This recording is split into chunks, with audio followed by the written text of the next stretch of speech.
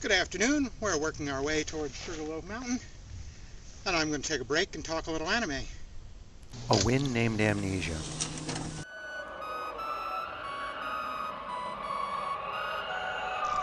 Out here, I depend on my memory to get safely back home, or at least back to wherever I left the car. I remember landmarks along the route I took here, or on this soft sand I can often retrace my footprints. Or if all else fails, it's recorded in the memory of this little GPS.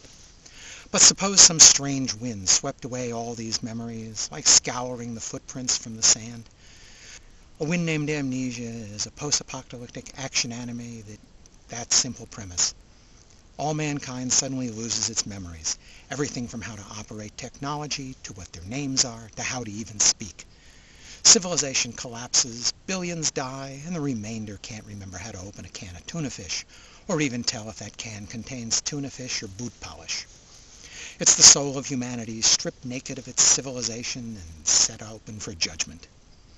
In the savage land once known as Montana, one savage young man will get a quick, if incomplete, re-education in the way of civilization when he stumbles into the remains of a government research facility.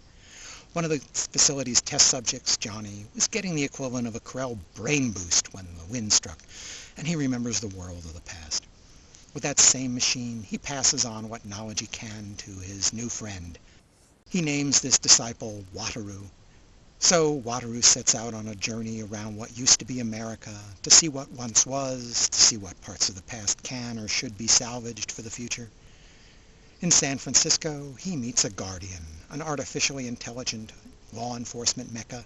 It's a bit too reminiscent of OCP's Ultimate Law Enforcement Roebuck from 1987's RoboCop.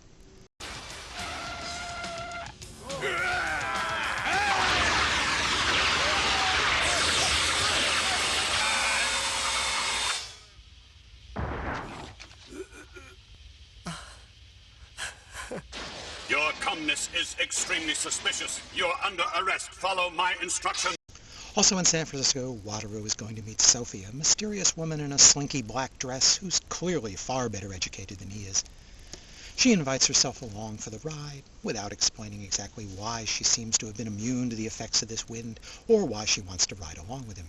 Throughout their easy rider trip across the continent, Wataru and Sophie will find a couple of interesting places to visit. In L.A., Wataru will meet some local friends and face off against a revival of the mechanical god of the religion. Outside Las Vegas, they'll find an automated, sybaritic urban paradise that's perhaps equally a prison of modern conformity. Along the way, Wataru will be hounded by the mechanized Guardian, the final enforcer of the status quo. This last offender of the old sees Wataru as a threat to its authority over the local neo-savages and sets out to doggedly destroy him. Ultimately, if Wataru is going to walk away happily into the sunset, he'll have to reject, confront, and destroy this relic of mankind's past. The story will wrap up by answering most of our questions about the mysterious wind that blew away the past, and it leaves the future an enigma. Well, isn't it always? A Wind Named Amnesia is a creation of the classic Madhouse studio talent pool of the period. It's based on a story by Hiroyuki Kikuchi, who also directed Demon City, Wicked City, and Vampire Hunter D. It's written by Yoshiaki Kawajiri, who's responsible for Ninja Scroll, Midnight Eye, Birdie the Mighty, and Cyber City, among lots of others. And it's directed by Kazuo Yakazaki, who directed Maison Ikkoku, 5-Star Stories, and Please Save My Earth. There are several interesting sci-fi themes drifting in and out of this screenplay. What is the human race when stripped of all its civilization? Is it distilled back to tribalism and survival of the fittest, like mere beasts? Could a new society, unburdened by the sins of mankind's past, come out any better? Is a luxurious, technologically enabled civilization such as today just a straitjacket for caging our base instincts? But if the theme is, as the dialogue suggests, that mankind today is too violent and aggressive, then wouldn't it have been nice if the lone educated survivor of the planet didn't solve all his problems with a big gun, a big fight, and an even bigger explosion?